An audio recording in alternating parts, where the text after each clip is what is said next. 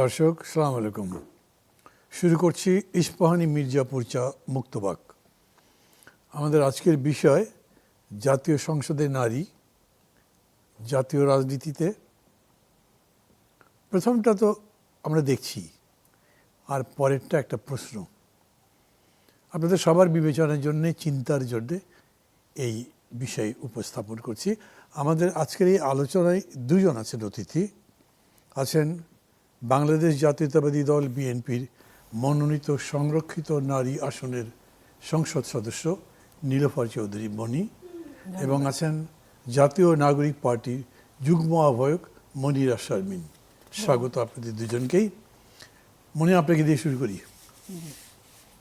মানে খুব একটা হুলস্থুল হয়ে গেছিল, বিশেষ করে অভ্যুত্থানের পরে যে অনেক বড় বড় পরিবর্তন আসবে। তার মধ্যে একটা হবে যে নারীদের জন্য যে সংরক্ষিত আসন রাখা হয়েছে, এটা ডাইরেক্ট ভোটে করা হবে, সংরক্ষিত না। আর একটা হয়েছে যে 50টা আসন কেন 100 করা হবে, গ্র্যাজুয়ালি ধীরে ধীরে এটা সমান অথবা ওপেন থাকবে, যেন নারী পুরুষের কোনো আলাদা ব্যাপার থাকবে না। সংস্কার কমিশনেও এটা, মানে ঐক্যমত্য কমিশনে এই কথাগুলো উঠেছে, আলোচনা হয়েছে, এবং শেষ পর্যন্ত যেটা হয়েছে সেটা তো দেখলেনি। আপনার কাছে রিয়াকশন কি, কেমন লাগছে? আচ্ছা, প্রথম একটা অভিনন্দন জানাই আপনাকে, আজকে তো শপথ দিয়েছেন, সেই জন্য অভিনন্দন। তার সাথে সাথে এই বিষয়টাও বলবেন যে কি ফিল করেন এইরকম সংসদে গিয়ে, এবং যা হওয়ার কথা ছিল সেই ব্যাপারেই বা আপনার ধারণা কি, যেটা আলোচনা হয়েছিল। ধন্যবাদ আপনাকে মান্য ভাই। আপনি রাজনীতির একজন প্রবাদ পুরুষ, আপনার সাথে কাজ করতে পারলে ভালো লাগে। এখন উপস্থাপকও বটে, এটা বললাম, এবং প্রপার উপস্থাপক। Thank you. আর আপনার যে আজকের প্রশ্নটা খুবই প্রয়োজনীয়, গুরুত্বপূর্ণ একটা প্রশ্ন আপনি করেছেন। সেটা হচ্ছে যে স্বাধীনতার পরে, আমি যদি স্বাধীনতা থেকে আসি, নারী তখন পশ্চাৎপদ ছিল। নারীকে পশ্চাৎপদতা থেকে অগ্রসর করার জন্য 15টা আসন দিয়ে নারী এই সংরক্ষিত আসন শুরু হয়েছিল, যাতে নারী পুরুষ একসাথে একটা সময় কাজ করতে পারে। আজকে যখন আমি আপনার সামনে কথা বলছি, আমি এই বছরের রিপোর্ট এখনও পাইনি, গত বছরের রিপোর্ট অনুযায়ী ঢাকা বিশ্ববিদ্যালয়ে নারী পার্সেন্টেজ ছিল 53%, 53%। তার মানে পুরুষ 47%।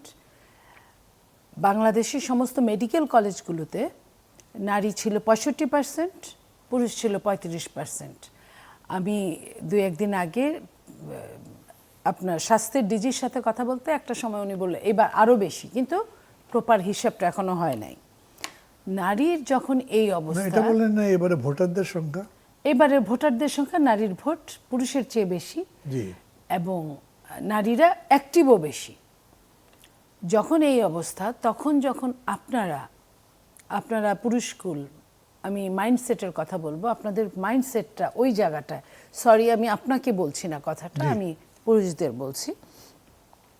তখন নারীদেরকে এখনও 2026 সালে যখন নারীরা এতটা অগ্রসর এবং শিক্ষায় ম্যাক্সিমাম কলেজ বিশ্ববিদ্যালয়গুলোতে পুরুষের সাথে নারীরা কোথাও কোথাও ক্লাসে পার্সেন্টেজে এগিয়ে। আগে তো কমার্স ফ্যাকাল্টিতে দেখাই যেত না নারী, হাতে গোনা যেত 2-4 জন, এখন কিন্তু ওইখানে বেশি।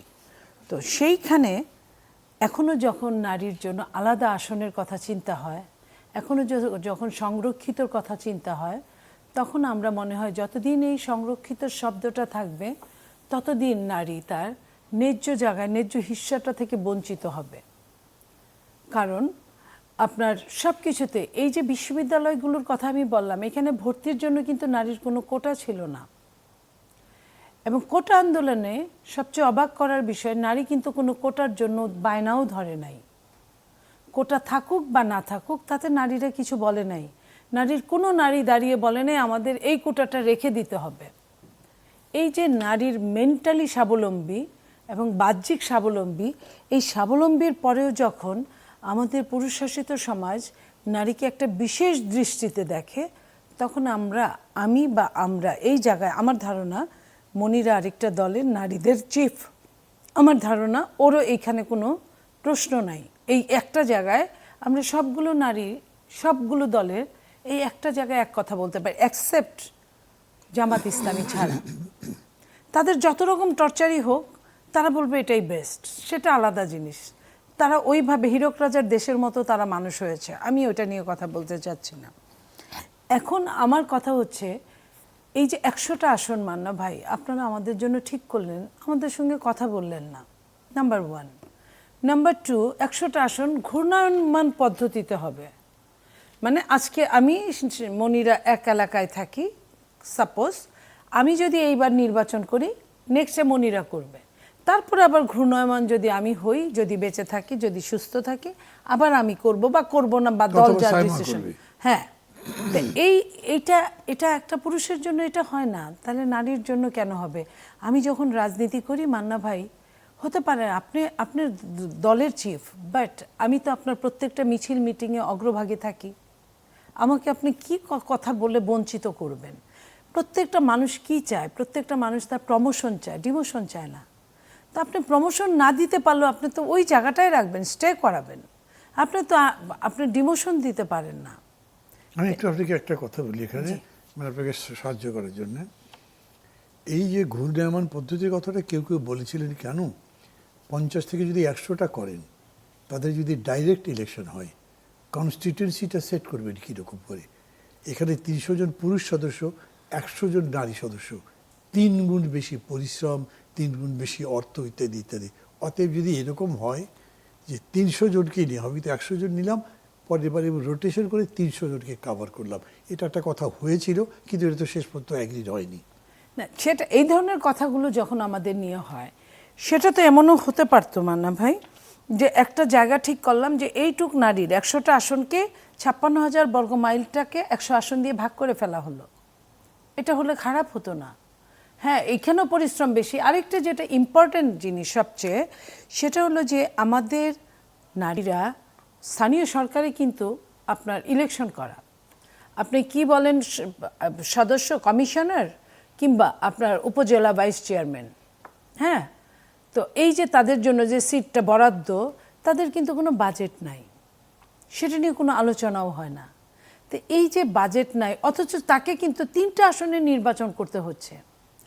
একটা আসনে, জেনারেল আসনে একজন পুরুষ ইলেকশন করে সে তার বাজেটে পাচ্ছে, সে যা পাচ্ছে, সেই পুরুষটা যদি তাকে কনসিডার করে মিনিমাম, মানে কিছুটা যদি সহানুভূতির দিকে তাকায়, না দিলে কিচ্ছু করার নাই, তাহলে ওই নারীটা কিছুটা পেতে পারে। তাহলে আপনার এই নির্বাচনের কি দাম আছে আপনি বলেন? এতগুলো বছর নারীরা নির্বাচন করছে, তারপরেও কিন্তু তাদের জন্য আলাদা কোনো বাজেট হয় নাই। তো এই যে আমরা সারাদিন আমরা কাজ করে ওই যে ওই খেলাটার মতো, যে আমি এই আঙ্গুলে খেললাম, ধরতে গেলে এই আঙ্গুল, আমাদের দেখে নিজেদের কিন্তু এইটাই মনে হয়। আমি জানি না যে এই কথাগুলো বলার জন্য আমাদের পুরুষ ভাইয়েরা, পুরুষ নেতারা কষ্ট পেতে পারেন, যে খামোশ মনে মনে বলতে পারে, কেউ প্রকাশ্যে বলতে পারে, বাট আমি তো যা পাওয়ার পেয়েছি, যা পাই নাই, কিন্তু আমার ছোট যারা আছে তারাও পাবে না, এটা তো হতে পারে না। আমরা ওই প্রতিবাদটা অব্যাহত রাখতে চাই। জি, মনিরা শারমিন, আপনার কাছে আসি। আপনাকে অবশ্য অভিনন্দন জানাতে পারলাম না। আমি শুনেছি আপনার লড়াইটা আবার একটু ভিন্ন রকম, মানে আপনি চাইছেন যে এইবারে হোক বা না হোক, বিধানটা এরকম হোক, বা আপনি এক্সপ্লেন করবেন আপনি ব্যাখ্যাটা কী করেছেন আমি জানি। আর তার সাথে সাথে যে প্রশ্নটা আমি করেছিলাম, জবাব দেওয়ার চেষ্টা করেছেন, সেটার উপর আপনি বলবেন। অসংখ্য ধন্যবাদ মান্না ভাই, যারা দেখছেন তাদের শুভেচ্ছা এবং মনি আপাকে শুভেচ্ছা। প্রথমত আমার যে অবস্থানটা এখন, সেটা হচ্ছে যে আমাকে একটা কারণে, যে কারণে আসলে আমার মনোনয়ন বাতিল করা হয়েছে, ইসির পক্ষ থেকে আমার মনোনয়ন বাতিল করা হয়েছে। আমি একটা স্বায়ত্তশাসিত প্রতিষ্ঠানে, একটা ফাইন্যান্সিয়াল ইনস্টিটিউশনে চাকরি করতাম কর্মকর্তা হিসেবে। পরবর্তীতে আমি চাকরি ছাড়ার পরে যে কুলিং পিরিয়ড, একটা সরকারি চাকরি বা স্বায়ত্তশাসিত প্রতিষ্ঠানে চাকরি ছাড়ার পরে একটা 3 বছরের কুলিং পিরিয়ড লাগে, পরবর্তীতে নির্বাচন করতে পারে। তো আমার এই জায়গায় আসলে আমার অবস্থানটা বা আমার আর্গুমেন্টটা হচ্ছে যে আইনটা, আরপিওর যে আইনটা দিয়ে আমার মনোনয়নটা বাতিল করা হলো, এইটা তো আসলে আমার মতো কর্মকর্তা যারা এই ধরনের চাকরি করে, এই ধরনের পোস্টের কর্মকর্তা, তাদের জন্য তো এই আইনটা বানানো হয় না। এই আইনটা বানানো হয়েছে 2008 সালে আমলা ঠেকাও আন্দোলন আর কি, যে আমলাদের আসলে নির্বাচন করতে দেওয়া যাবে না, কারণ তারা তাদের একটা প্রশাসনিক একটা আধিপত্য থাকে, সেই ক্ষমতার একটা আনডিউ এক্সারসাইজ তারা করতে পারে কনস্টিটিউয়েন্সির যারা ভোটার আছে তাদের প্রতি। এবং দেখা যায় যে একেবারে যদি এই একটা কুলিং পিরিয়ড না থাকে, সরাসরি যদি তারা নির্বাচন করে, মানে পদত্যাগ করেই যদি নির্বাচন করে, তাহলে যেরকম ভোটারদের এক ধরনের আনডিউ সুবিধা দিতে পারে, সেরকমভাবে আবার সে যদি মন্ত্রী এমপি হয়, সেক্ষেত্রে প্রতিষ্ঠানকেও এক ধরনের সুবিধা দেওয়ার একটা সুযোগ তার থাকে। তো এইটা যদি আসলে ওই ধরনের গুরুত্বপূর্ণ পদগুলোতে তাদের যদি ঠেকানোর জন্যই আসলে এই আইনটা করা হয়, তাহলে এটা এভাবে ঢালাওভাবে আসলে সবার জন্য যদি করা হয়, সেটা আমার মনে হয় একটা বড় ধরনের এই আইনের অসঙ্গতি। তো আমার অবস্থানটা হচ্ছে যে এইভাবে করে মানে পৃথিবীর কোনো জায়গায় আসলে এরকম নির্বাচনের ক্ষেত্রে এরকম একেবারে ব্ল্যাঙ্কেট ব্যান নাই কোথাও। মানে এরকম বলা আছে বিভিন্ন দেশে যে কারা নির্বাচন করতে পারবে, কারা কারা পারবে না, কোন পোস্ট থেকে করতে পারবে, কোন পোস্টে আসলে কত দিনের কুলিং পিরিয়ড লাগবে, এটা স্পেসিফিক। কিন্তু একেবারে ঢালাওভাবে এখন আমাদের যে বর্তমানে যে রাজনৈতিক প্রেক্ষাপট, সেখানে এবং সংরক্ষিত নারী আসনের জন্য তো আমাকে যেই কারণে আটকানো হলো, এটা আরও অসম্ভব, কারণ সংরক্ষিত নারী আসনের কোনো কনস্টিটিউয়েন্সি নাই। তাহলে আমি প্রভাব কার উপর বিস্তার করব? এবং একজন ব্যাংক কর্মকর্তার খুব বেশি প্রভাব বিস্তার করবার যে সুযোগ নাই, এটা আমরা মোটামুটি সবাই জানি। তো সেই জায়গায় আমরা যখন বলছি 5 আগস্ট পরবর্তী সময়ে আমরা তরুণদের রাজনীতিতে আসার জন্য উদ্বুদ্ধ করছি এবং শিক্ষিত মানুষকে বলছি আমরা রাজনীতিতে আসতে হবে, তাহলে একজন শিক্ষিত মানুষ, একজন প্রতিষ্ঠিত মানুষ যদি নিজের ক্যারিয়ার স্যাক্রিফাইস করে যদি আসলে রাজনীতিতে আসতে চায়, নির্বাচন করতে চায়, তার তো আসলে আসার রাস্তাটাও যে সহজ না, এটা তো আমি নিজে এটার প্রমাণ। তো সেই জায়গা থেকে আমার কাছে মনে হয় যে এটা আমার এই লড়াইটা আসলে মানে শুধুমাত্র এটা ছিল না যে আমার মনোনয়নটা অ্যাকসেপ্টেড হতে হবে এবং আমার সংসদে যেতে হবে, বরং আমার কাছে মনে হয় যে এই আইনের অসঙ্গতিটা যদি আসলে ক্লিয়ার করা হয়, আজকে মহামান্য হাইকোর্ট আমি আমার এই মনোনয়ন কেন মনোনয়ন বাতিলটা কেন অবৈধ হবে না, এটার একটা রুল জারি করেছে। তো এর মাধ্যমে আমি আসলে এই জায়গাতে আইনটার যে অসঙ্গতি, এটাও আসলে আমি এখানে যুক্ত করে আমি মহামান্য হাইকোর্টকে এই প্রেয়ারটা করতে চাই, যাতে করে রুল দিয়েছে আজকে। জি, এটার মানে কি? এটার মানে হচ্ছে যে আসলে আমাকে আসলে যে গ্রাউন্ডগুলোতে ইসি আমার মনোনয়নটা বাতিল করেছে, সেই জায়গাতে তাদের ইসিকে জানতে চাওয়া হয়েছে আসলে যে কেন এটা অবৈধ হবে না, মানে বাতিলটা। তো এই ক্ষেত্রে আমার মনে হয় যে এই আইনের যে অসঙ্গতিটা, এটা যদি আসলে ক্লিয়ার হয়, তাহলে যারা শিক্ষিত তরুণরা তারা রাজনীতিতে আসতে পারবে। কারণ দেখেন, বাংলাদেশে এমনি রাজনীতিতে শিক্ষিত লোকেরা আসে না। আমরা বলি যে বস্তাপচা রাজনীতি, এটার পরিবর্তন হয় না, তাহলে আসার পথটাও তো সহজ না। আমরা যখন হলে থাকি, প্রথম যে চাকরির পরীক্ষাটা আমরা দিই, আমরা তো মধ্যবিত্ত পরিবার থেকে এসেছি, আমাদের তো বাবা বা ভাইয়ের কোনো আশীর্বাদ নাই যে রাজনৈতিক পরিবার থেকে আসছি, আমাদের কোনো ব্যাকআপ আছে, কোনো ব্যাকআপ নাই। আমাদের তো আসলে আমরা চাঁদাবাজি করেও চলতে পারি না। তার মানে আমরা পড়াশোনা করি, আমরা একটা চাকরি বাকরি পাই। তো একটা চাকরি যদি আসলে এমন একটা চাকরি যেটা আসলে কোনোভাবেই কোনো প্রভাব বিস্তার করে না, সেই চাকরির জন্য যখন আপনি একটা রাজনৈতিক অংশগ্রহণ নিয়ে একটা বড় বাধা তৈরি করছে, সেটা আমার কাছে মনে হয় খুব একটা বড় অসঙ্গতি। আমি আশা করি এটার একটা সমাধান হবে মহামান্য হাইকোর্ট থেকে, এরকম একটা নিশ্চয়ই আমি একটা সমাধান পাবো। এবার আমি যদি প্রশ্নটাতে আসি, সেটা হচ্ছে যে আপনি আসলে এখানে উপস্থাপক হিসেবে থেকে আমার জন্য একটা সুবিধা, সেটা হচ্ছে যে এই যে সরাসরি যে 100 আসনের নির্বাচন, এই ক্ষেত্রে যখন ঐকমত্য কমিশনে আমরা কথা বলেছি, আপনি জানেন যে সেখানে আসলে কি ধরনের নাটকীয়তার মধ্যে আমাদের যেতে হয়েছে। আমরা প্রায়শই বলি না যে বিএনপি এবং জামাতের মধ্যে কোনোভাবেই ঐক্য হচ্ছে না, ঐক্য হয় না, কিন্তু আমি কিন্তু সেদিন একটা খুব বড় ধরনের ঐক্য দেখেছি। কারণ বিএনপি এবং জামাতি তারা কঠোরভাবে 100 আসনে নারীর যে সরাসরি নির্বাচন, তারা কিন্তু এটার বিরোধিতা করেছে। এবং এনসিপির পক্ষ থেকে আমরা বলেছিলাম যে প্রক্রিয়া ঘূর্ণায়মান হোক বা অন্য যে কোনো বিষয় হোক, প্রক্রিয়া নিয়ে আমরা আলোচনা করি, কিন্তু আমরা নীতিগতভাবে এই জায়গাতে একমত হই যে 100 আসনে সরাসরি নারী নির্বাচনটা প্রয়োজন। কিন্তু এই জায়গাতেও আমরা আসলে নিয়ে যেতে পারিনি, এবং সেখানে আমি এটা খুবই দুঃখ পাই যখন আমি মানে মনি আপার কথা শুনছিলাম। আপা কিন্তু এই জায়গাতে যখন কথা বলছিলেন যে বিএনপির পক্ষ থেকে কিন্তু সেদিন জনাব সালাউদ্দিন আহমেদ, মাননীয় স্বরাষ্ট্রমন্ত্রী এখন, তিনি এই আর্গুমেন্টটা করেছেন, কিন্তু সেইখানেও কিন্তু আসলে যেদিন এই আর্গুমেন্টটা হবে, সেদিন কিন্তু তার আগে কিন্তু প্রত্যেকটি দলকেই বলা হয়েছে যে মানে ওই দিন নারীদের বিষয়টা নিয়ে আলোচনা হবে। তো সেই দিনও আমি দেখেছি যে কোনো দল থেকেই আসলে সেরকমভাবে নারীদের যারা আছে সেই দলের যে নারীরা, তাদের পাঠানো হয়নি। সেদিন যদি আসলে আমার মনে হয় যে বিএনপির পক্ষ থেকে মনি আপা, তখন তো রুমিন ফারহানা আপা ছিলেন দলে, তারপরে হাবিবা আপাদের যদি আসলে পাঠাতেন তাহলে হয়তো ঐকমত্য কমিশনে সেই আলোচনায় তাহলে হয়তো এটার মানে জায়গাটা ভিন্ন হতে পারতো, কিন্তু আমি জানি না যে ওনাদের আসলে তো নির্দিষ্ট কিছু মানুষকে দাওয়াত করেছে বা ইনভাইট করেছে যাওয়ার জন্য। এখন যদি দল বলে যে না আমাদের দল থেকে এরা যাবে তাহলে হতে পারে, সেক্ষেত্রে এমন হতে পারে যে দল মনে করলো যে সিনিয়র 3 জনকে বাদ দিয়ে আর কাউকে নেওয়া যাবে না, এই জন্য হয়তো নারীদের আনা হয়নি। কিন্তু সেটা কিন্তু উচিত না মান্না ভাই, সেটা তো উচিত যে নারীদের, যেমন আপনি বললেন যে আর কেউ তেমন কোনো সমর্থন করেনি, এই বিষয়টা ঠিক নয়। যেমন 100-র পক্ষে আমরা বেশিরভাগ দল ছিলাম। হ্যাঁ এটাই আমি বলেছি যে ঐক্যটা বড় দল হিসেবে বিএনপি এবং জামাতের সেদিন ঐক্য ছিল, এবং আমরা তো দেখেছি যে একটা মজার ব্যাপার না যে ঐক্য হয়েছে, তারা এইখানে ঠিক আছে, আপনারা পছন্দ করেন নাই, কিন্তু পরে আপনারা যখন ঐক্য করেছেন তখন বিএনপির সাথে করেননি, জামাতের সাথে তো করলেন। হ্যাঁ মানে বিএনপির সাথে তো আসলে এই জায়গায় আমাদের মানে এটা ছাড়াও তো আসলে আমাদের অনেক বিষয়ে অনৈক্য আছে, এবং একটা খুব বড় বিষয়ে অনৈক্য আছে, সেটা হচ্ছে সংস্কার। কিন্তু এটা নিয়ে কিভাবে ঐক্য করলেন? মানে সেখানে তো আমাদের এটা তো আদর্শিক জোট না যে মানে এটা তো বিএনপিও রাজি হয় নাই, জামাতও রাজি হয় নাই, তো সেই জায়গা থেকে আমাদের দলের পক্ষ থেকে যে নারী নির্বাচন করতে পারবে না এমন কোনো বিষয়ও নাই, এবং আমাদের দলের শীর্ষ পর্যায়ে কখনো নারী যেতে পারবে না, দলের আহ্বায়ক কখনো নারী হতে পারবে না এমন কোনো এজেন্ডাও আমাদের নাই। এটাই তো মানে এটা নিয়েও তো আমরা আসলে আমাদের কথা বলতে হবে, আমরা কথা বলিও প্রতিনিয়ত। খুবই একটা ফান্ডামেন্টাল বিষয় নয় যে পপুলেশনের বা ভোটারদের অর্ধেকের বেশি নারী, তাদের ব্যাপারে জামাতের অ্যাটিটিউড একদম নেগেটিভ। কিন্তু আপনারা তার সাথে নির্বাচনী জোট করেছেন, প্রথম বলেছেন, এখন বলেন যে কোনো আদর্শিক জোট নয়, কিন্তু আপনারা তো এখন আন্দোলনের পথে আছেন, রাস্তায় আছেন, সেটা তো পলিটিক্যাল অ্যালায়েন্সই বটে।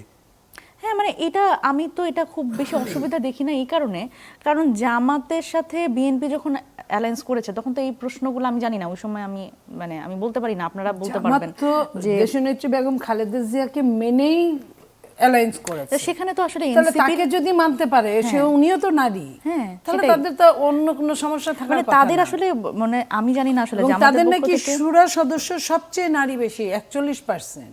এটাই মানে শুরা সদস্য তো দল পরিচালনা করে, তাহলে এরকম হবে না। এখানে একটা ব্যাপার আছে, সেটা হচ্ছে আমি ব্যক্তিগতভাবে যে জিনিসটা এক্সপিরিয়েন্স করেছি, যে ধরেন আমরা তো আসলে চাই যে সব দলের নারীরা, মানে আমাদের নারীদের মধ্যে কিন্তু একটা নেক্সাস থাকতে হবে, যে নারীদের ক্ষমতায়নের ক্ষেত্রে, নারীদের রাজনৈতিক অংশগ্রহণের ক্ষেত্রে নারীরা যাতে সামনে এগিয়ে আসতে পারে। কিন্তু আমি একটা বিষয় আসলে জামাতের ক্ষেত্রে আমি একদম সরল স্বীকারোক্তি দিতে চাই, সেটা হচ্ছে যে আমি জামাতের অনেক নারীদের সাথে কথা বলেছি, একদম শীর্ষস্থানীয় যে শুরা সদস্য তাদের মধ্যেও অনেকেই আছেন, তারা কিন্তু ডিরেক্ট ইলেকশনের ক্ষেত্রে তারা কিন্তু রাজি না।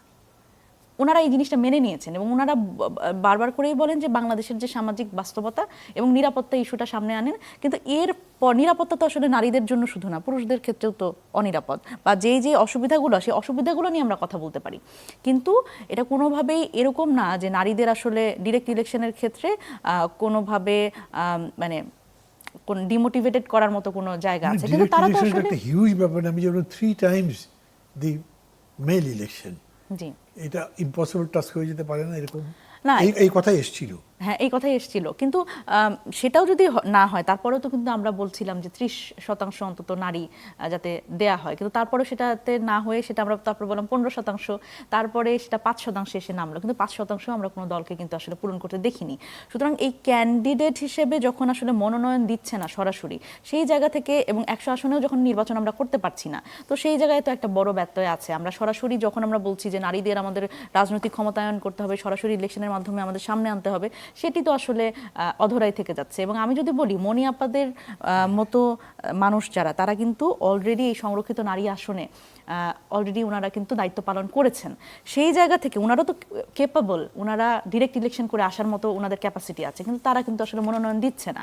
আমরা নতুন দল, আমাদের 2 জনকে দেওয়া হয়েছে, তারা জিতে আসতে পারেনি, কিন্তু এই সংখ্যাটা তো আসলে বাড়ানোর দরকার। এখানে দেখেন, এখানে কিন্তু একটা এক্সাম্পল আছে, যেটা আমরা দেখেছি যে একাদশ সংসদে রুমিন ফারহানা আপা, উনি তখন হচ্ছে সংরক্ষিত নারী আসনে ছিলেন, তো সেই জায়গা থেকে উনার যে একটা এক্সপিরিয়েন্স, উনি তো একটা এক্সপিরিয়েন্স গ্যাদার করেছে, এবং পরবর্তীতে কিন্তু আমরা দেখলাম উনি স্বতন্ত্র হয়েও কিন্তু নির্বাচিত হয়ে এসছে। তার মানে এই যে একটা নোশন যে নারীরা আসলে নির্বাচিত হয়ে আসতে পারে না ডিরেক্ট ইলেকশনে, নারীদের আসলে সুযোগ দিলে পারবে না, এটা কিন্তু খুবই ভুল একটা ধারণা। কারণ এই সংরক্ষিত নারী আসনে আগে দায়িত্ব পালন করেছে তারা, এখন আমরা দেখছি যে ডিরেক্ট ইলেকশনে কিন্তু তারা আসছে সংসদে। সুতরাং এটা তো একটা খুবই গুরুত্বপূর্ণ ব্যাপার এবং দলগুলোর আমার মনে হয় যে এই 100 আসনেও যখন হলো না, সংরক্ষিত নারী আসনটাই যখন এখন আমাদের বর্তমান বাস্তবতা, তখন দলগুলির আসলে যারা দলের পক্ষ থেকে কেপাবল নারীরা তাদের সংসদে পাঠানো একটা খুব গুরুত্বপূর্ণ বিষয়। এখন দলের পক্ষ থেকে কেপাবল নারীদের কিন্তু আমরা এবার দেখছি, এবার যারা সংসদে গেছে আমি অনেকখানি পজিটিভ, দলের পক্ষ থেকে কিন্তু কেপাবল নারীরা আমি গেছে। আপনার কাছে আবার মানে বোঝা যাচ্ছে অনেক কথাই আছে আপনার এখনো এবং থাকবারই কথা। দর্শক, ইস্পাহানি মির্জাপুর চা মুক্তবাকে এখন একটা বিরতি দিচ্ছি, ফিরবো মিনিট 5 মধ্যে, সঙ্গে থাকবেন।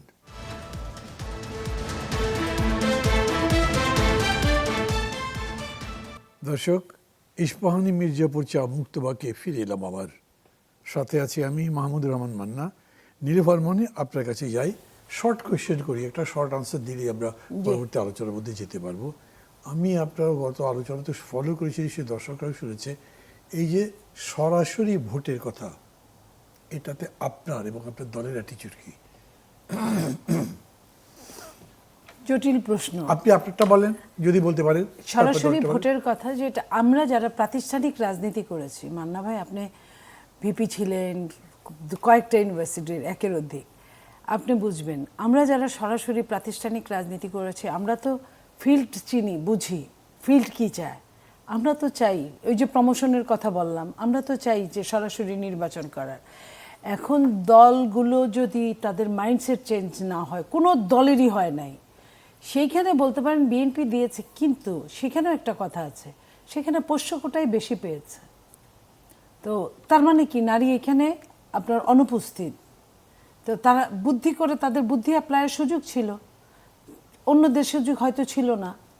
তো তাতে কি হলো, এই যে এত বছর রাজনীতির পেছনে দিলাম, তো সেইখানে এখনো এইটুকু আমরা নেওয়ার তো আসলে ওরকমভাবে চিন্তা করি নাই।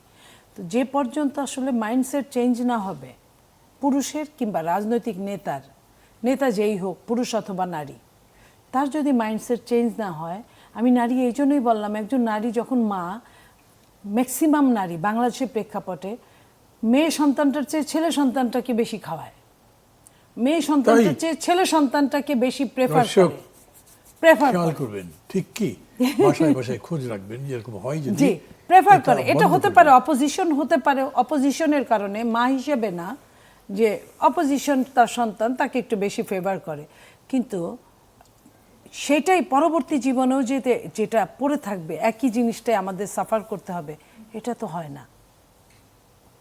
আমরা কেন মানুষ হয়ে উঠতে পারি না? আমরা কেন নারী পুরুষ হয়ে থাকি? মানে প্রশ্ন আপনাকে করতে পারতাম যে আপনি কি করেন ছেলে মেয়েকে খাওয়ানোর ব্যাপারে, সে প্রশ্ন করতে যাচ্ছি না, বা মানে হয়তো অন্যদিকে চলে যাবে। আপনি তো ধরেন গতবারেও ছিলেন সংসদে, এবারেও আছেন, কি পার্থক্য দেখেন, কি গুণগত উন্নতি দেখেন অথবা অধোগতি দেখেন? এটা কি শুধু নারীর জন্য? সামগ্রিকভাবেই বলছি, নারীকে রেফার করেই। সামগ্রিকভাবে গতবার যখন ছিলাম, একটা ফ্যাসিস্টের সময় ছিলাম, সেই সময়টা একরকম ছিল, আমাদেরকে ভীষণ কষ্ট করে প্রতিযোগিতাতে টিকে থাকার জন্য লড়াই করতে হয়েছিল। সেই দিন আমরা অনেক কিছু করার পরেও আমরা মুখ থুবড়ে এই জাতিটা অনেকটাই পড়ে গিয়েছিল, সেখান থেকে টেনে তোলার একটা যুদ্ধ ছিল। আর এইবার আপনার মনে করেন বহু দিন পরে, 15.5 বছর পরে একটা রেভলিউশন হয়েছে, রেভলিউশনের পরে একটা নির্বাচন হয়েছে, নির্বাচনে একটা সরকার এসেছে যার বয়স 2.5 মাস। সেই সরকার চেষ্টা করছে গণতন্ত্রকে উদ্ধার করার জন্য, সেই উদ্ধারে শরিক হতে যাচ্ছি, বাট এখনো 2.5 মাসের একটা সরকারকে আমি বলতে পারবো না। আমি আরেকটু আপনাকে পিন পয়েন্ট করার চেষ্টা করি। ধরেন এই যে আলোচনাটা আমরা এখন করছি, আপনি কি দেখেন আপনার দলের মধ্যে এখন এগুলো নিয়ে আলোচনা হচ্ছে, নারীদের ব্যাপারে যেটা হয়েছে এটা কি ঠিক হয়েছে, আমরা আরও ভালো কি করে করতে পারতাম, এইবার পারিনি, সামনের বারে, আমি মানে এগুলো বোঝাতে চাইছি। এটা আগের চেয়ে বেটার। আমি বলবো যে অনেক, আমি শুধু নারীদের ব্যাপারটা বলছি না, অন্য অন্য জিনিসগুলো, লাইক আমি যদি বলি, সরকার প্রধান, মাননীয় প্রধানমন্ত্রী, উনি এসেই প্রথমেই যেটা করলেন, উনি কাটছাট করে ফেললেন ওনার বহর থেকে, তারপরে উনি সাধারণের মতো জ্যামে বসে থেকে অফিস করলেন, তারপরে উনি আপনার সচিবালয় থেকে অনেকগুলো মন্ত্রীর আসতে হয়, সচিবদের আসতে হয়, তার এখানে জ্যাম বেশি পড়বে বলে উনি নিজেই যাওয়া শুরু করলেন সচিবালয়ে, এবং প্র্যাকটিক্যালি আপনার প্রতিদিন সংসদ করা আমরা দেখছি, প্র্যাকটিক্যালি আমরা কৃষকের ঋণ মওকুফ দেখছি, প্র্যাকটিক্যালি আমরা যে ইশতেহারে যে কথাগুলো বলা হয়েছে সেটা ফিল আপ করার জন্য ফ্যামিলি কার্ড বা কৃষক কার্ড বা এই জিনিসগুলো দেখছি। এবং এই যে বন্ধ ফ্যাক্টরিগুলো চালু করার জন্য, কিংবা এই যে একটা যুদ্ধ গেল, যুদ্ধের সময় চেষ্টা করার দেশকে দাম না বাড়িয়ে দেশের মানুষের পাশে থাকা, একটা রমজানে মানুষের পাশে থাকার যে ব্যত্যয়টা, আমি আকুতিটা দেখেছি, এটা আমি এর আগে 10-15-20 বছর পর্যন্ত আমি সরকারের কাছে দেখিনি। আপনি যেহেতু কথাটা বলেছেন বিষয়ে আবার জিজ্ঞেস করি, মানে তখন আপনি ছিলেন বেগম জিয়ার নেতৃত্বেও আপনি দল করেছেন, রাজনীতি করেছেন, এখন আছেন তারেক জিয়া, মানে একটা নারী নেতৃত্ব, একটা পুরুষ নেতৃত্ব, কোনো পার্থক্য দেখেন কীরকম? দেখেন, বেগম জিয়া আর তারেক জিয়ার মধ্যে যে পার্থক্যটা দেখি একটাই, বেগম জিয়া একজন নারী ছিলেন, খুব সহজেই তার কাছে আমরা পৌঁছতে পারতাম। এই একটা জায়গায় ফিলিংটা হলো গিয়া একজন নারী আরেকজন নারী, কিংবা যেখানে উনি যেতেন উনি ওকে দেখছি না, এই জায়গাগুলা। বাট একজন পুরুষের সাথে যখন রাজনীতি করি এটা হয় না অনেক ক্ষেত্রে। তো এই একটা ফিল ছাড়া দল এক, ডিসিশন এক, ডিসিশন মেকাররা প্রায় এক, সেইখানে বড় আর কোনো চেঞ্জ আমি ওরকম দেখছি বলে। আর উনি এসেছেন মাত্র ডিসেম্বর থেকে এই মে পর্যন্ত 4-5 মাস, 4 মাস 5 মাস। তো এইটাকে টাইমের মধ্যে আমরা আসলে এটা বলার জন্য আরো সময়ের দরকার। ওকে, তাহলে এরকম করে প্রশ্ন করি আপনাকে, সংসদের বাইরে, আপনি তখন সংসদে আছেন, আপনি মাঠেও আছেন, আগে থেকে ছিলেন, এই যে সংসদের ভেতরে করা এবং বাইরে করা, নারী হিসেবে রাজনীতি করার স্কোপ কি দেখেন, বাধা কি দেখেন? মানে 24-এর অভ্যুত্থানও দেখেন, মানে তো একটা অকল্পনীয় যে মেয়েরা প্রায় ঢালের মতো ছিল, অকল্পনীয় ব্যাপার, অনেকে ভাবতেই পারেনি এরকমভাবে নারী জাগরণ হয়ে যেতে পারে, হয়েছে। তারপরে সেই অনুযায়ী নারীদেরকে আপনি কিন্তু সামনে দেখছেন না। না, একই জায়গায় আমি 91 শেষের দিকে, 91 আমি স্কুলে কলেজে বিশ্ববিদ্যালয়ে পড়েছি, 91 আন্দোলনে নারীরা সামনে ছিল, আপনারা যখন নেতৃত্ব দিয়েছেন। এই 24-এও নারীরা সামনে ছিল। নারীরা যদি সামনে না থাকতো এই নেতৃত্বটা আদৌ শেষ পর্যন্ত সফল হতো কিনা আমার সন্দেহ আছে। এত নারী এত রাতে, রাত 2টা 3টা 4টায় যে এই মনিরাদের আমরা দেখেছি, এই জায়গাটায় আমি মনে করি যে এই আবার ব্যাক টু দ্য প্যাভিলিয়ন 90-তে গিয়েছে, সেটার জন্য কিন্তু রেজাল্ট ফলাফল ভালো হয় নাই। 24-এ এসেও যখন আরও কত বছর, 34 বছর পরেও যখন চলে গেল তারা, এটা কিন্তু আরেকটা ব্যাড সাইন। এই ব্যাড সাইনটা কিন্তু আমাদেরকে আরও অনেক দূর টেনে নিয়ে যাবে। এটার কারণ একটা উদাহরণ দেই, যে এইবার নারী নমিনেশনের সংখ্যা কত। মাঝখানে কিন্তু এই সংখ্যার চেয়ে আরও বেশি সংখ্যা ছিল কিন্তু মাঝখানের স্বৈরশাসক বা অন্য বিএনপির 2001-এর বা এই জায়গাগুলায়। মানুষ তো দিন দিন বাড়ে, কমে না, এটা তৈলাক্ত বাঁশের অঙ্কের মতো হয়ে গেছে। তো এই জায়গাটায় নারীকে যদি মূল্যায়ন দেয়, যে জাতি নারীকে সম্মান দেয়, মূল্যায়ন করে, নারীর ন্যায্য অধিকার থেকে তাকে বঞ্চিত করে না, সে জাতি সবচেয়ে বেশি উন্নয়ন করে, উন্নতি করে। তো এটা বেসিকটা যদি আমরা ভুলে যাই, তাহলে সাফারটা তো আমাদের দিন শেষে করতে হয় বা হচ্ছে। আমি এটাই বলতে চাই। মনিরা, আপনাকেও আমি একই প্রশ্ন করছি, শুধু একটু উল্লেখ করতে চাই, ধরেন আপনি তো সাংগঠনিকভাবে বেশ তৎপর আছেন। আপনি বলছিলেন যে হল থেকে বেরিয়ে করছেন, যে চাকরি করতে হয়, ফাইন্যান্সটা নিজের ম্যানেজ করতে হয়, কী কী সমস্যা হয়, স্পেস আগের মতো পাচ্ছেন দেখি এখন, মানে যেরকম অভ্যুত্থানের সময় পেয়েছেন এখন সেরকম পান কি না? আরেকটা জিনিস হলো, দেখেন অভ্যুত্থানের পর উপদেষ্টা পরিষদ যেটা হয়েছিল, তার মধ্যে নারী তিনজন ছাত্র উপদেষ্টা ছিল, আপনারা কিন্তু ছিলেন না কেউ। নারী উপদেষ্টা ছিলেন কিন্তু ছাত্র উপদেষ্টা কেউ ছিল না। বিভিন্ন সংস্কার কমিশনের ছাত্র প্রতিনিধিদের মধ্যে কেউ ছিল না, নারীদের কেউ ছিল না। জাতীয় ঐক্যমত্য কমিশনেও মানে এনসিপির নারী নেতৃত্বকে খুব একটা দেখা যায়নি। সব মিলে কি সম্ভাবনা দেখেন, বা কি স্ট্রেংথস, কি দুর্বলতা দেখেন? দেখেন, প্রথমত আমি যদি বলি যে আন্দোলনে নারী ছিল, এখন সেই নারীরা কোথায় গেল, এই ধরনের কথা বলে আমরা অনেক আসলে মায়া কান্না করতে দেখি, কিন্তু যেহেতু আমি ছাত্র রাজনীতি থেকে আমার রাজনীতিটা শুরু, সুতরাং আমি ওই ক্যাম্পাসের যে অ্যাক্টিভিজম এবং এখন যে জাতীয় রাজনীতি, এর মধ্যে একটা বড় ফারাক দেখি, আপনি সেটা উপলব্ধি করতে পারবেন। সেটা হচ্ছে যে অ্যাক্টিভিজম যখন আমরা করতাম, আমাদের সেরকম কোনো দায়িত্ব ছিল না, আমরা আন্দোলন করতাম। সেটার ক্ষেত্রে কারো মানে কোনো একটা জনগোষ্ঠী বা কারো আসলে খুব চিন্তা ভাবনা করেও কথা বলতে হতো না, কিন্তু যখন ইটস অ্যাবাউট ন্যাশনাল পলিটিক্স, এখানে আসলে একটা কমিটমেন্টের জায়গা আছে এবং এই জায়গাতে আসলে নানান বিষয় চলে আসে, যেমন সামাজিক যে প্রতিবন্ধকতাগুলোর কথা আমি বলছিলাম। তো সেই জায়গাতে আমি যদি বলি যে ঐকমত্য কমিশনের কথা স্পেশালি বলতে পারি, ঐকমত্য কমিশনে মনে হয় একমাত্র এনসিপির পক্ষ থেকে কনস্ট্যান্টলি কেউ না কেউ নারীরা গেছেন। তাসনিম জারা আপা গেছেন, আমি গেছি। তো অন্য দলের কথা আমি বলতে পারবো না, তবে আমাদের পক্ষ থেকে আমরা এটা নিশ্চিত করার চেষ্টা করেছি, কারণ আমাদের এনসিপির কিন্তু যেই নির্বাচনের আগে আমাদের হচ্ছে সংস্কার সমন্বয় কমিটি ছিল এবং যেটি এখন আমরা সংস্কার বাস্তবায়ন কমিটি বলছি। তো এই জায়গায় হচ্ছে আমি নিজেই সদস্য, সুতরাং এখানে সংস্কার নিয়ে যত ধরনের কথাবার্তা, সেখানে আমার অংশগ্রহণের একটা বড় সুযোগ হয়েছে, সেটা আমার দলের পক্ষ থেকেই সেটা করতে দেওয়া হয়েছে। এবং এইখানে আসলে আরেকটা বিষয় যেটা বললেন, এটার সাথে আমি একমত, যে বিভিন্ন অভ্যুত্থানের পর থেকে আসলে বিভিন্ন জায়গায় নারীরা ছিল না, অনুপস্থিতি দেখা গেছে, এবং যে লিডারশিপগুলো সামনে ছিল আমাদের, তাদের আমরা এম্পাওয়ার্ড করতে পারি নাই। সুতরাং এখন যখন এসে আমরা বলি সেই নারীরা কোথায় গেল, আমরা সেই নারীদের আসলে এই জায়গায় আনার জন্য, রাজনীতিমুখী করার জন্য, রাজনীতিতে তাদের অংশগ্রহণ বাড়ানোর জন্য কি করেছি? আমরা কোনো ইনসেন্টিভ দেইনি, আমরা কোনো ইন্সপিরেশন কোনো দাঁড় করাতে পারি নাই, কোনো স্ট্যান্ডার্ড দাঁড় করাতে পারি নাই যে নারীরা এই জায়গায় হচ্ছে আসলে অভ্যুত্থান থেকে যে এই নারীটা বের হয়ে এসছে, আমরা কিন্তু সেরকম কোনো ফেসও দেখি নাই। যদিও নুসরাত তাবাসসুম আমাদের এমপি, নবনির্বাচিত এমপি, মানে সংরক্ষিত নারী আসনে, তাকে আমরা ইনশাআল্লাহ সংসদে দেখতে পাবো। এটা একটা খুব বড় ব্যাপার যে অভ্যুত্থানের নারীদের একটা প্রতিনিধিত্ব হয়তো আমরা দেখতে পাবো।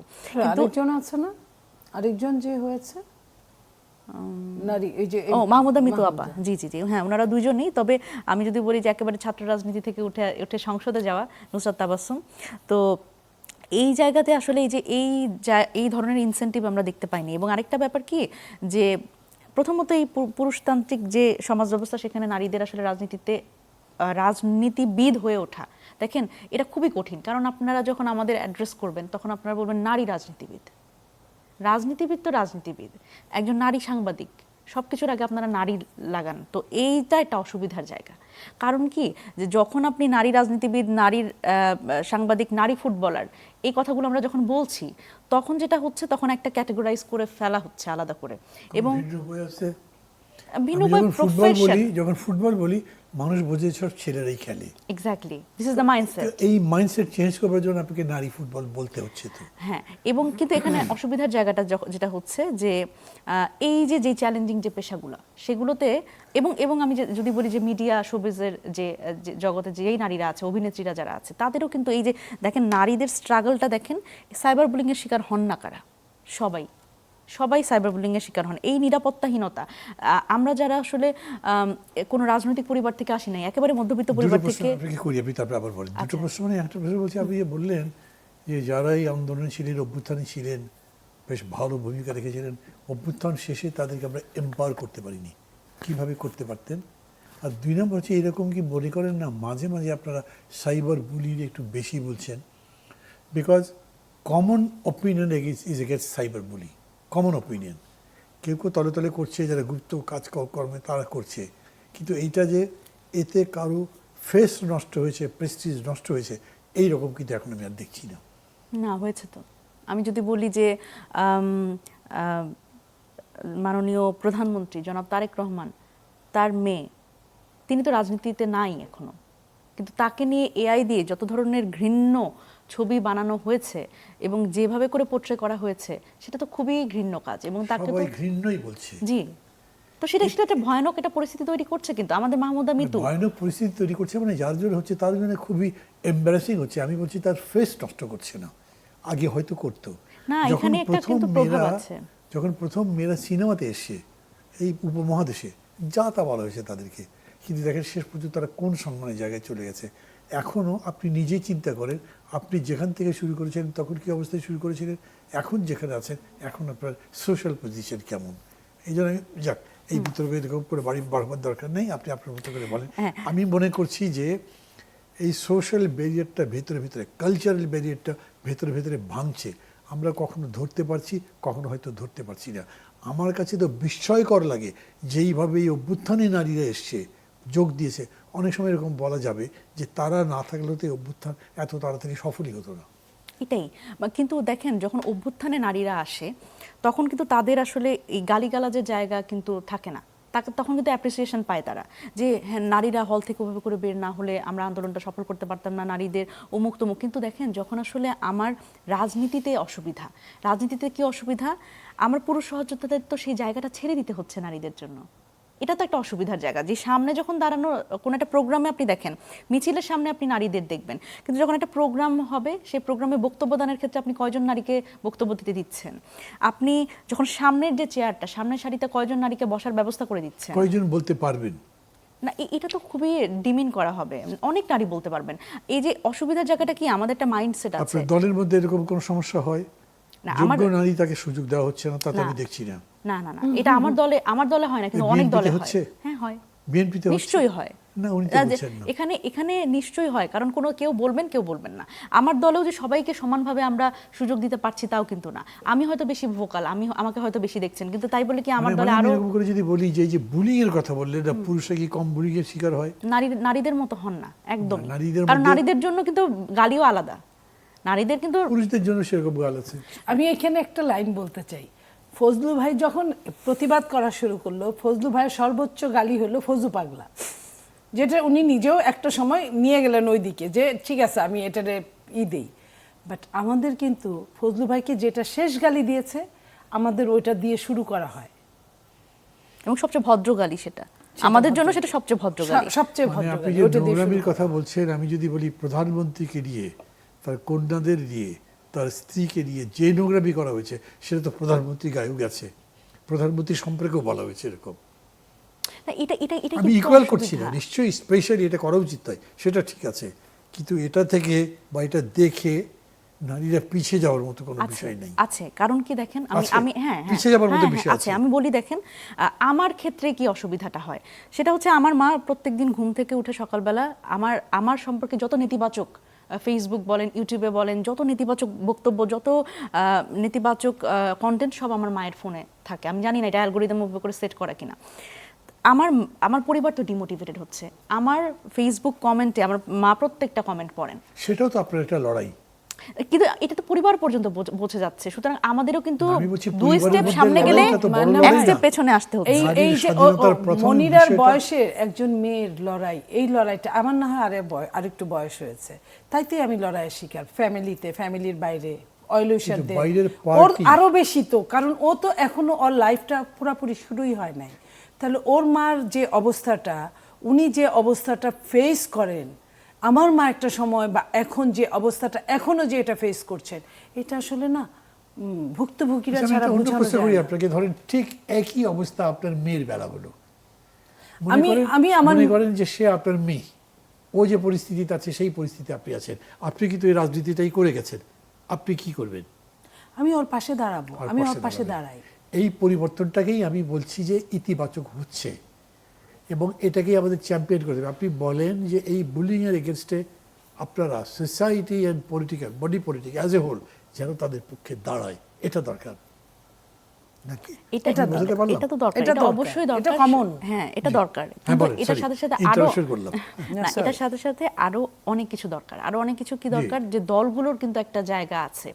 আমি যখন দেখি যে আমার দলে একজন কোনোভাবে সাইবার বুলিং এর শিকার হচ্ছে, তখন আমি দেখি যে আমার দল যদি কোনোভাবে আমাকে এন্ডোর্স করে বা তার একটা প্রেস রিলিজ দিল, একদম খুব ন্যূনতম একটা কথা বলছি, কোনো প্রতিবাদ না, কোনো বক্তব্য না, একটা জাস্ট প্রেস রিলিজ দিল যে আমার দলের এই নারী ইনাকে নিয়ে এভাবে করে পাবলিক স্ফিয়ারে যে ধরনের কথাবার্তা কুরুচিপূর্ণ মন্তব্য করা হচ্ছে, এটার আমরা একটা প্রতিবাদ জানাই। এই যে দলের যে এন্ডোর্সমেন্ট, এটা কিন্তু একজন নারীকে অনেক ক্ষেত্রে সেই জায়গা থেকে ডিটার করে। এবং আরেকটা ব্যাপার হচ্ছে, আপনি তো সামাজিক প্রতিবন্ধকতার কথা বলছেন, এই জায়গা থেকে নিরাপত্তাহীনতার থেকে যদি আমি একটু আরেকটা জায়গায় যাই, সেটা হচ্ছে আর্থিক সীমাবদ্ধতা। এই যে বললাম যে আমাদের মধ্যবিত্ত পরিবার থেকে যেই নারীরা আমরা আসি, আমাদের এই যে নারীরা কেন রাজনীতিতে আসে না, আলটিমেটলি রাজনীতি তো আমরা নির্বাচনটা একটা গোল, তো গোল যখন নির্বাচন, তখন হচ্ছে এই আর্থিক সীমাবদ্ধতা আমাদের অনেক পিছিয়ে নিয়ে যায়। একজন নারী তিনি, এবং দলের পক্ষ থেকে যেটা অসুবিধার জায়গা, দলের পক্ষ থেকে মনোনয়ন দিতে চায় না, কারণ মনোনয়ন দিলে তাকে একটা আর্থিক জায়গা থেকে একটা সাপোর্ট দিতে হবে। তো এইটার একটা পরিবর্তন আসলে প্রয়োজন, যে রাষ্ট্র কেন নারীদের যারা আসলে নির্বাচন করতে যায় তাদের কেন দায়িত্ব নেবে না? স্টেট অন ফাইন্যান্স তো আছে, এই সিস্টেমটা তো অন্যান্য দেশে আছে। স্টেট কেন এই নারীদের যারা আসলে নির্বাচন করতে যাবে, দল থেকে মনোনয়ন পাবে, তাদের কেন ফাইন্যান্স করবে না? বরং এটা তো আরো ইনসেন্টিভ দেওয়া উচিত, যে দল যত বেশি নারীকে মনোনয়ন দিবে সেই দলকে তত বেশি ইনসেন্টিভ দেওয়া হবে, বা দলের পক্ষ থেকে, দলের ফান্ড থেকেও অবশ্যই সেই জায়গা থেকে একটা অবশ্যই তাদের যাদের যে ওই দলের নারীদের এগিয়ে নেওয়ার জন্য আসলে তাদের ফাইন্যান্সটা করতে হবে। এটা একটা ব্যাপার। সুতরাং আমার কাছে মনে হয় যেখানে নানান সমস্যা আছে এবং দলীয় সংকীর্ণতাও একটা খুব বড় কারণ আছে। জি, নীলোফার চৌধুরী মনি সংসদের প্রথম অধিবেশনে দেখলেন, এবার তো যেতে পারেননি, পরবর্তী অধিবেশনে যাবেন। প্রথম অধিবেশনে গণভোট, অধ্যাদেশ, জুলাই সনদ নিয়ে বেশিরভাগ আলোচনা হয়েছে। আমি এত করে নারীদের ব্যাপারটা নিয়ে আলাদা করে বলছি, একটু জাতীয় রাজনীতি, আমার হাতে সময় খুব বেশি হলে 12 মিনিট আছে বোধহয়, এর মধ্যে আমি এটা করতে চাই। প্রথম অধিবেশনে আপনার মূল্যায়ন কি? বিশ্লেষকদের কেউ কেউ বলছেন 24-এর অভ্যুত্থানের মধ্যে দিয়ে সংস্কারের যে জন আকাঙ্ক্ষা তৈরি হয়েছিল, সরকারে গিয়ে বিএনপি তার বিপরীতে অবস্থান নিয়েছে। আপনি বিএনপি দল থেকে সংসদ সদস্য হয়েছেন, আপনি কি মনে করেন?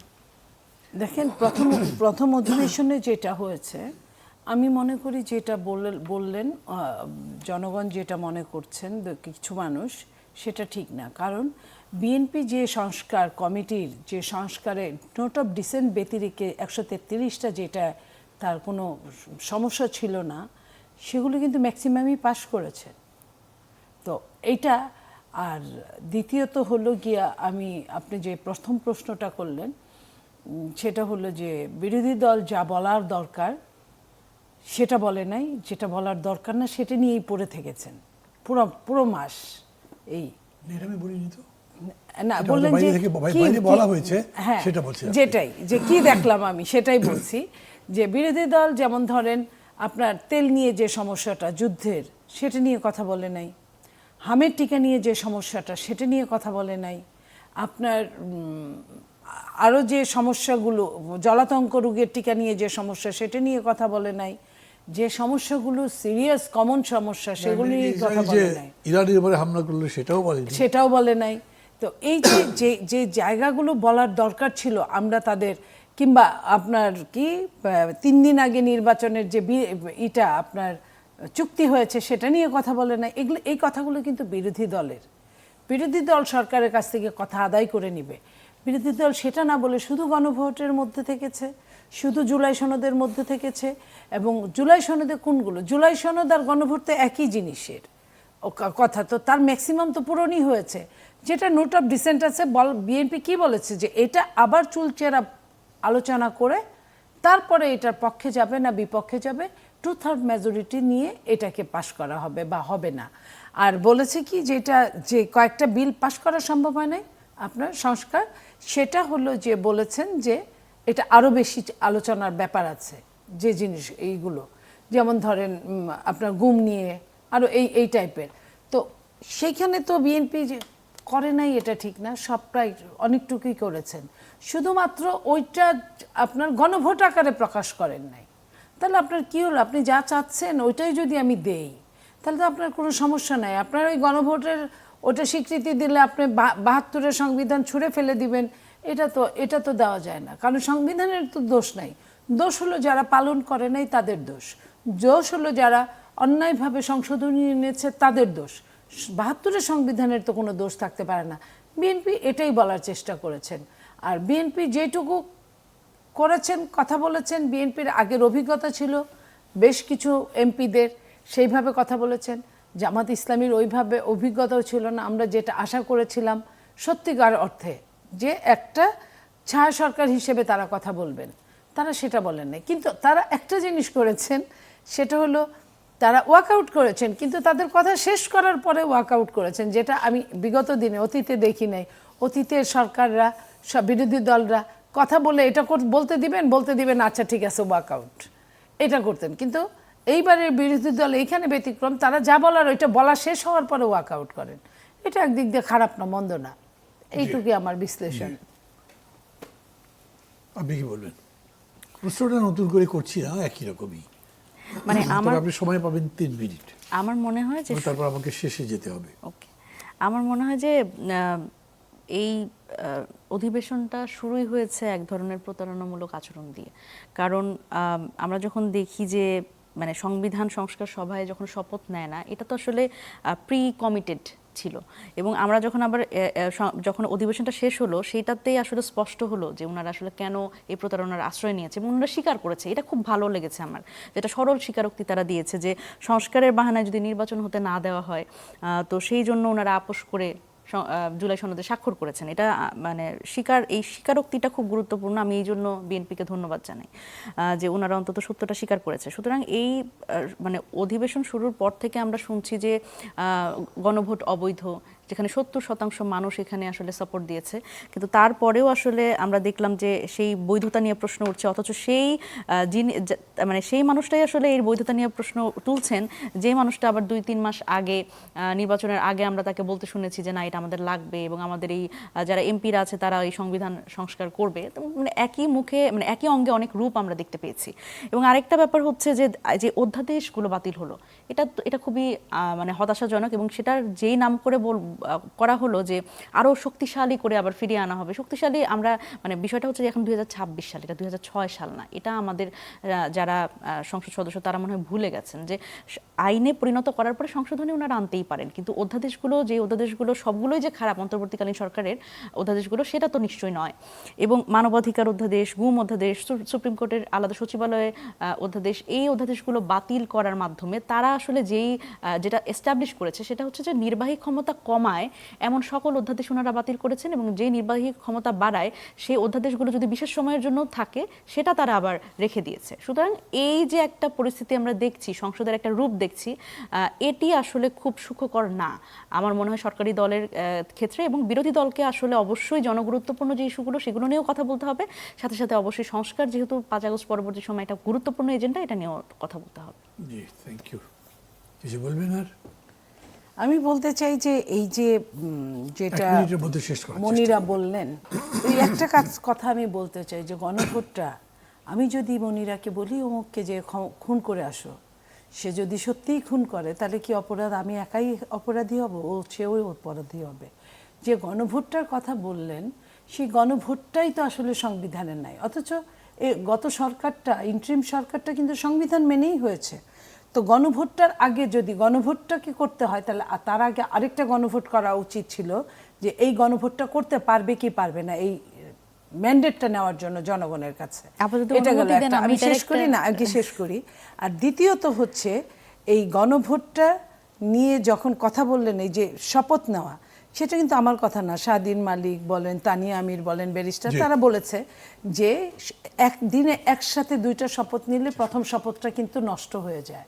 তার মানে কি শপথটা, এটা আমার কথা না, আইনবিদদের কথা, তাহলে শপথটাই তো নষ্ট হয়ে যায়। শুধুমাত্র বিএনপি গণতন্ত্র চাই বলে বিএনপি এখনো চুপ করে আছে। আমি জাস্ট একটা লাইন দিয়ে শেষ করব। সেটা হচ্ছে যে আপা যে বললেন যে গণভোটটা করার জন্য আরেকটা গণভোট লাগতো, আমি একটু মনে করে দিতে চাই যে মাননীয় স্বরাষ্ট্রমন্ত্রী জনাব সালাউদ্দিন আহমেদ তিনি নিজেই বলেছিলেন, আর যখন এই প্রশ্নটা উঠেছিল ঐকমত্য কমিশনে যে গণভোটটা তো সংবিধানে নাই, তাহলে আমরা কিভাবে গণভোটটা করব, উনি নিজে বলেছিলেন যে জাতীয় ইস্যুতে অবশ্যই গণভোট করা যায়, গণভোট যে করা যাবে না এটা তো আবার সংবিধানে বলা নাই। সুতরাং সংবিধানটাকে আসলে নিজের প্রয়োজনে ব্যবহার করা সময় নেই এখন আর। আপনাদের দুজনকেই, নীলোফা চৌধুরী মনি এবং মনিরা শারমিন, দুজনকেই খুবই চমৎকার একটা আলোচনা উপস্থাপন করবার জন্য ধন্যবাদ জানাচ্ছি। দর্শক, শেষ করছি। শেষের দিকে একটু বিতর্ক হলো যেটা জাতীয় রাজনীতি নিয়ে। জাতীয় রাজনীতিতে নারীরা আছেন, এটা তার প্রমাণ, এবং ভালোভাবে আছেন, বুঝে শুনেই আছেন, এবং পরস্পরের সাথে এটা নিয়ে যুক্তিতর্ক উপস্থাপন, বাদানুবাদ করতেও পারেন। কিন্তু আমাদের মূল বিষয় ছিল নারীর অংশগ্রহণ। আমি আপনাকে জিজ্ঞেস করছি, যিনি এখন টেলিভিশনের সামনে বসে আমাকে দেখছেন, অথবা ধরেন সকালবেলা দেখবেন কিংবা পরে ইউটিউবে দেখবেন, তাকে জিজ্ঞেস করছি, আপনাদের সবাইকে, নারী যেরকম করে চান, সমাজ যেরকম করে চান, তারা এই সমাজের মধ্যে, রাজনীতির মধ্যে তাদের অবদান রাখতে চান, সেই রকম করে আপনি তাকে অ্যালাউ করবেন? ছোট্ট একটা বিষয় বলি, ওইটা হচ্ছে অনেকটা মৃণাল সেনের ছবির মতো, একদিন প্রতিদিন, সম্ভবত নাকি আমি ভুলে গেছি নামটা। মেয়েটা রাত্রেবেলা ফিরে আসেনি, পরদিন যখন সকালে ফিরে এসছে সবাই জিজ্ঞেস করছে কোথায় ছিলে, মেয়েটা জবাব দেয়নি। জবাব না দিয়ে ছবি শেষ হয়ে গেছে। সবাই মৃণাল সেনকে জিজ্ঞেস করেছে এটার কোনো জবাব না দিয়ে ছবিটা শেষ করলেন যে? মৃণাল সেন বললেন এই জন্যই করেছি যে যদি আপনার ভাইটা এরকম করে এক রাতে বাইরে থাকতো তাহলে একটা হুলস্থুল পড়ে যেত। এটাই বোঝাতে চেয়েছি, ভাইকে যেমন জবাব দিতে হয় না, বোনকেও জবাব না দিলেও চলে। সমান করতে চান কোনো নীতি নৈতিকতার বাইরে গিয়ে নয়, আমরা সমান অধিকার প্রতিষ্ঠা করতে চাই কারোর আরও বৃহত্তর সামাজিক অধিকার প্রতিষ্ঠার জন্যে, আর তার জন্যে সবাই মিলেই তো একসাথে কাজ করতে হবে। অতএব নারীর অংশগ্রহণ আরও বেশি যাতে হয়, আরও প্রত্যক্ষ যাতে হয়, সেই জন্যই আমাদের চেষ্টা করতে হবে। ভালো থাকবেন সবাই, খোদা হাফেজ।